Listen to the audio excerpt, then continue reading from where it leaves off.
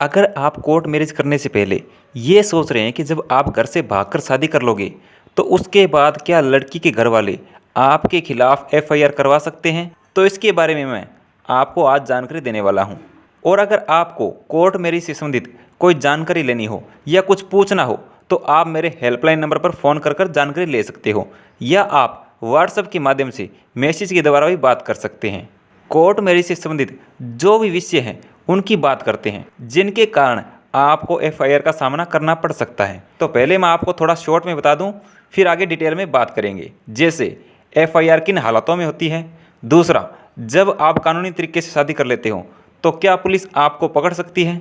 तीसरा अगर आपने 18 वर्ष से कम आयु की लड़की से शादी कर ली तो क्या आप पर एफआईआर होगी, चौथा जब आप कोर्ट मैरिज कर लेते हो तो आपके अधिकार क्या हैं, पांचवा शादी होने के बाद पुलिस आपको परेशान करे तो आपके क्या हैं कानूनी अधिकार, छठा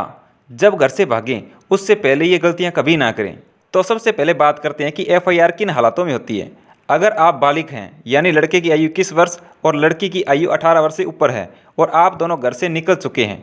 उसके बाद आप दोनों के परिवार वालों को पुलिस में एफआईआर करवाने का अधिकार है, क्योंकि इसमें दो तरह की परिस्थितियां आ जाती हैं। जैसे घर वालों को ये पता नहीं होता कि आप गए कहाँ हैं, उनके मन में ये शंका होती है कि कहीं आपका अपहरण तो नहीं हो गया है, या दूसरा कारण ये हो जाता है कि जब उनको किसी पर शक हो कि आप किसी के साथ जा सकते हो और उन्हें यह पता हो कि आप बालिग हैं तो घर वाले निसंदेह पुलिस में जाकर एफआईआर करवा सकते हैं। लेकिन एफआईआर करवाने के दौरान एक कंडीशन यह भी होती है कि यदि बालिग कपल घर से बाहर जाते हैं तो पुलिस 24 घंटे तक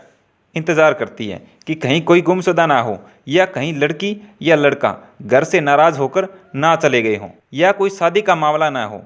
तो पुलिस 24 घंटे तक एफआईआर दर्ज नहीं करती है। और उसके बाद अगर 24 घंटे निकल जाए, उसके बाद अगर हम गुमशुदा बताते हैं तो पुलिस गुमशुदा की रिपोर्ट दर्ज करती है, और उसके बाद भी कुछ पता नहीं चलता है तो पुलिस एफआईआर दर्ज करती है, क्योंकि एफआईआर करने में पुलिस के ऊपर भी बहुत दबाव होता है, इसलिए वो एफआईआर करने से मना नहीं कर सकती। इसके बाद बात करते हैं जब आप कानूनी तरीके से शादी कर लेते हो तो क्या पुलिस आपको पकड़ सकती है। तो इसमें बिल्कुल साफ है, जब एक बार आपने कानूनी तरीके से शादी कर लेते हो तो उसके बाद पुलिस आपको बिल्कुल भी परेशान नहीं कर सकती, बल्कि पुलिस आपको पूरी तरह से सुरक्षा देगी। लेकिन पुलिस इसमें यह जरूर सुनिश्चित कर सकती है कि जो शादी हुई है वो लीगल तरीके से और दोनों की आपसी सहमति से हुई है या नहीं, क्योंकि काफ़ी बार ऐसा होता है कि लड़का या लड़की आवेश में आकर शादी कर लेते हैं। जैसे उनके डॉक्यूमेंट्स में जो शादी के लिए जो उम्र होनी चाहिए वो पूरी नहीं होती, तो वो अपनी उम्र को बढ़ाने के लिए अपने डॉक्यूमेंट्स के साथ छेड़छाड़ कर शादी कर लेते हैं, या फिर शादी हो जाने के बाद दोनों के बीच में कोई मतभेद हो जाए और उसके बाद लड़की पुलिस में जाकर अपने साथी के खिलाफ गलत बयान दे दें तो पुलिस निश्चित रूप से शादी की जांच कर सकती है, और शादी की जांच होने के बाद हो सकता है कि लड़के के खिलाफ वो मुकदमा भी दर्ज कर सकती है। लेकिन अगर आपने कानूनी तरीके से और आपसी सहमति से शादी की है, बिना डॉक्यूमेंट्स के साथ छेड़छाड़ किए, और आप दोनों एक दूसरे के पक्ष में बयान दे रहे हैं, तो आपको किसी से डरने की कोई ज़रूरत नहीं है। बस आपको क्या करना है, जब आप शादी कर लें उसके बाद लड़की के घर वालों और लड़के के घर वालों को इस शादी के बारे में ज़रूर बता दें, और अपने मैरिज सर्टिफिकेट की उनके पास व्हाट्सएप के द्वारा या किसी अन्य माध्यम से उनके पास उसकी फ़ोटो भेज दें, ताकि उन्हें आप पर कोई आरोप लगाने का मौका ही ना मिले। इसके बाद बात करते हैं, अगर लड़की की उम्र 18 वर्ष से कम है और आपने कम उम्र की यानी नाबालिग लड़की से शादी कर ली और उसके बाद आपके खिलाफ थाने में एफआईआर भी हो गई है, तो उस एफआईआर का क्या प्रभाव होगा आप पर, उसके बारे में बात करते हैं। तो इसमें आपने एक तरह से अपराध कर दिया, क्योंकि आप एक नाबालिग लड़की से शादी नहीं कर सकते। और दूसरी बात यह है कि कई लोगों के मन में ये बात होती है कि एक नाबालिग लड़की ने बयान दे दिया है और अपनी मर्जी से शादी की है, तो मैं आपको ये बता दूं कि ये शादी बिल्कुल गलत होगी और आपने ऐसा कर एक अपराध कर दिया है, क्योंकि शादी के लिए लड़की की आयु 18 वर्ष से ऊपर होनी चाहिए, ये बहुत ज़रूरी है। उसके बाद ही आप शादी कर सकते हैं। इसके बाद जो सबसे ज़रूरी बात है वो ये है कि मान लीजिए कि आपने शादी कर ली और आपके खिलाफ कोई एफआईआर भी हो गई है, तो आपके पास रास्ता ये है कि जब आप दोनों बालिग हो जाएं तब निश्चित रूप से पुलिस के सामने पेश हो जाएं। उसके बाद से आप पुलिस को बता सकते हैं कि आपने बालिग होने के बाद शादी किया है, और आपके पास सबूत भी होना चाहिए कि आपने बालिग होने के बाद ही शादी की है, और उस समय आप दोनों एक दूसरे के पक्ष में बयान देंगे। तो आप पर किसी तरह का मुकदमा दर्ज नहीं होगा।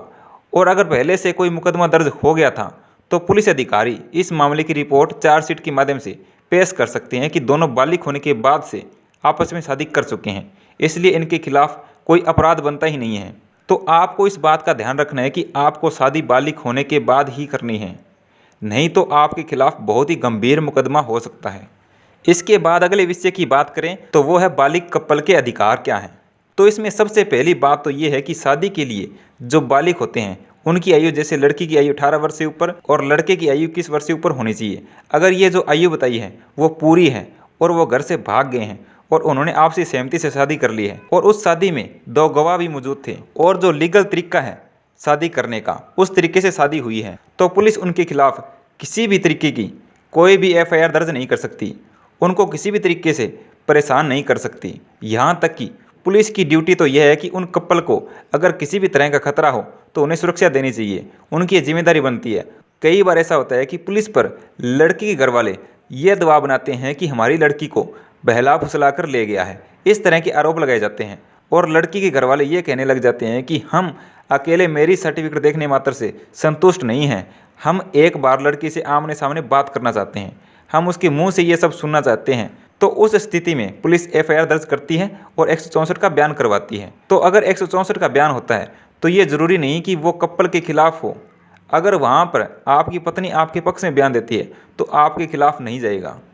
और FIR से जुड़ी एक बात, जब आप शादी कर लेते हो उसके बाद आपको किसी से कोई खतरा हो तो आप भी उनके खिलाफ पुलिस में FIR कर सकते हो। इसके बाद अगर बात करें तो जब आपकी शादी हो जाए और उसके बाद पुलिस आपको परेशान करे तो क्या है आपके कानूनी अधिकार, उनकी बात करते हैं। इन अधिकारों के बारे में आपको जानना बहुत ज़रूरी है। इसमें सबसे पहली बात, जैसे कि आपको भी पता है आजकल बदला हुआ ज़माना है, आपके पास कोई भी व्यक्ति अगर आपको किसी भी तरह की धमकी देता है फ़ोन के माध्यम से तो आप उस बात को अपने फ़ोन में यानी आपके मोबाइल में रिकॉर्ड कर लीजिए।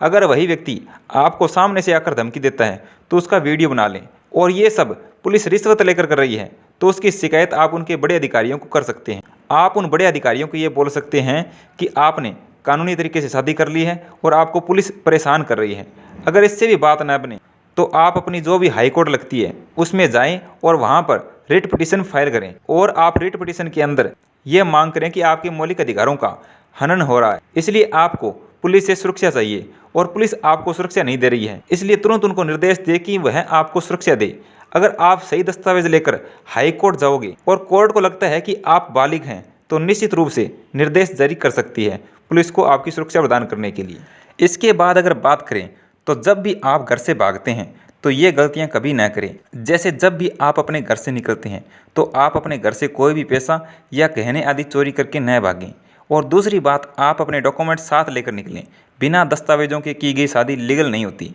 और तीसरी ज़रूरी बात, जब आप घर से निकलें तो आपके पास पर्याप्त पैसे होने चाहिए जिससे कि आप बाहर रह सकें। आप ये कभी ना सोचें कि हम किसी धर्मशाला वगैरह में रह लेंगे, वहाँ गुजारा चला लेंगे, ऐसा कभी नहीं होगा। इससे आपको बहुत परेशानियाँ उठानी पड़ सकती है। इसलिए जब आपके पास पैसे हो तभी घर से निकलें। और सबसे ज़रूरी बात, जब आप ये सोचकर घर से निकलें कि आप शादी कर कर घर वापस नहीं आओगे तो आप अपने गुजारे के लिए बाहर पहले से कोई काम ज़रूर देख लें जिससे कि आप वहाँ काम कर सकें। अगर आपको वीडियो अच्छी लगे तो इस वीडियो को लाइक कीजिए, शेयर कीजिए और हमारे इस चैनल को सब्सक्राइब जरूर करें। वीडियो को देखने के लिए आपका बहुत बहुत धन्यवाद।